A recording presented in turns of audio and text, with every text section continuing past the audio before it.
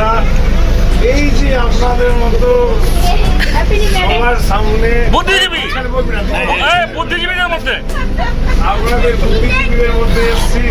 আমরা ভাবতে পারিনি কোনোদিন আমরা আপনাদের মধ্যে এই অ্যানিভার্সারিটা করতে আসবো। আমাদের ভাই ফার্স্ট দেখা এমনি তেমনি হয়নি। আমাকে একজন বলেছিল যে হাতে একটা মেয়ের ছবি আছে, দেখতে যাবি? আমি বললাম, মারবে, ভালো লাগে, জুম করছে জুম ছোট করছি, মনে মনে ভালো লাগছে।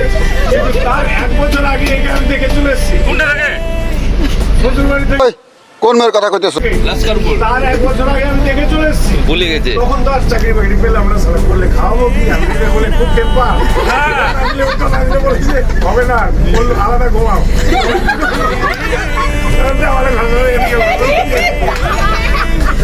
মস্কারা করে কথা বলবেন না তো আঙ্কে।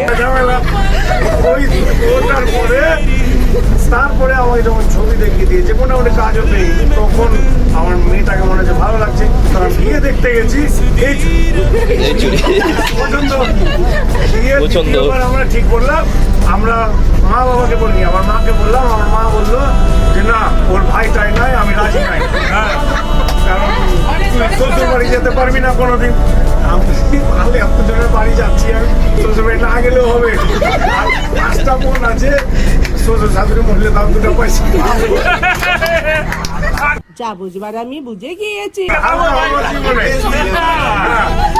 এবার আমি বললাম না, আমি করবোই ভাই, আমি চাই না, তোমরা কিছু করো নি, আমার শ্বশুর শাশুড়ি যা পাবো তাও আমি হাসি খুশি চলতে পারবো। ক্লিয়ার হয়ে গেলো। মা এখনো রাজি না,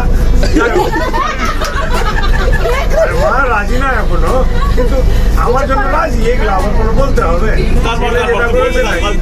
যাই হোক, তো আমাদের প্রথম যখন আমরা গেলাম ইন্দ্রপ্রস্থ হোটেলে,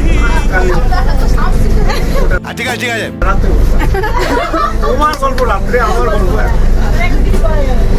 তো ইন্দ্রপ্রস্থে যখন দেখা, মানে ফোনে ফোনে যোগাযোগ করে গেলাম।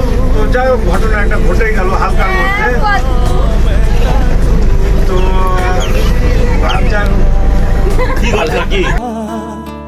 पागल मैं खुद नू बना दरवा तू हसदी रवे मैं हसांदा रवा तेन तक दरवा।